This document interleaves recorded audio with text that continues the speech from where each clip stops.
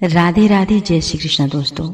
आप सभी का हमारे YouTube चैनल पे बहुत बहुत स्वागत है। आज हम अपने चैनल पे आमले की एकादशी की व्रत कथा लेके आए हैं। फाल्गुन मास के शुक्ल पक्ष की एकादशी को आमले की एकादशी के रूप में मनाया जाता है। माना जाता है कि इस तिथि पर भगवान विष्णु और आंवले के पेड़ की पूजा की जाती है। विष्णु जी की विशेष कृपा उन सभी को प्राप्त होती है जो आंवले के पेड़ की पूजा करते हैं।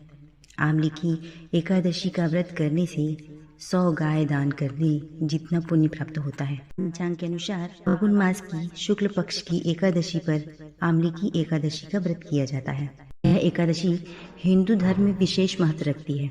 इस तिथि पर भगवान विष्णु के साथ साथ आंवले के पेड़ की पूजा भी की जाती है। पूर्ण फल की प्राप्ति के लिए आंवले की एकादशी के दौरान इसका व्रत कथा जरूर पढ़ना चाहिए।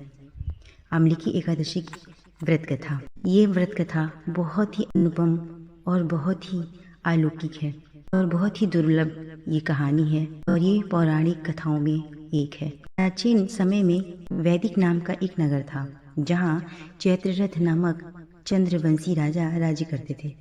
नगरवासी बहुत ही प्रसन्न थे। इस नगर में सभी लोग विष्णु के भक्त थे और एकादशी व्रत किया करते थे। एक बार फाल्गुन शुक्ल पक्ष एकादशी के दिन सभी भक्तजन व्रत रख भगवान विष्णु की पूजा अर्चना और रात्रि जागरण कर रहे थे। तभी वहाँ एक महापापी और दुराचारी शिकारी आया। वह भी वहाँ रुककर भगवान विष्णु की कथा तथा एकादशी का महत्व सुनने लगा। इस प्रकार उस शिकारी ने अपनी पूरी रात जागरण करते हुए व्यतीत की। अगले दिन वह घर गया और भोजन करके सो गया।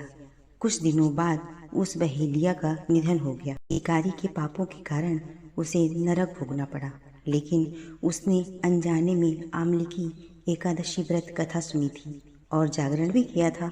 इसीलिए उसने राजा विदुरथ के घर जन्म लिया और उसका नाम वसुरथ रखा गया। एक दिन वसुरथ जंगल में भटक गया और एक पेड़ के नीचे सो गया।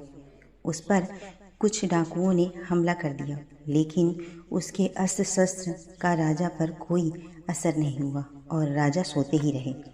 जब राजा की नींद खुली तो उन्होंने पाया कि कुछ लोग जमीन पर मृत पड़े हुए हैं। उन्हें देखकर राजा समझ गए कि वह उसे मारने आए थे।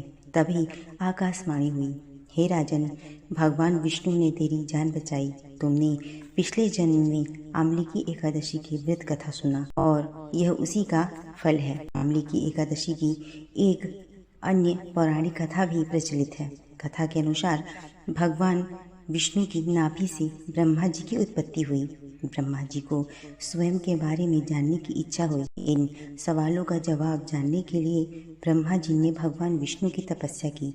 उनकी तपस्या से प्रसन्न होकर भगवान विष्णु ने उनको दर्शन दिए। उनके दर्शन प्राप्त कर ब्रह्मा जी भावुक होकर और उनकी आंखों में भी अश्रु बहने लगे। जहाँ ब्रह्मा जी के आंसू देखे वहाँ आंवले का पेड़ उत्पन्न हुआ। तब भगवान विष्णु ने कहा, आपके आंसू से आंवले का पेड़ उत्पन्न हुआ है।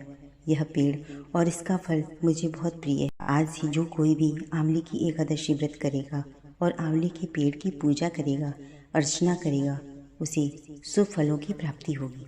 जय श्री कृष्ण दोस्तों।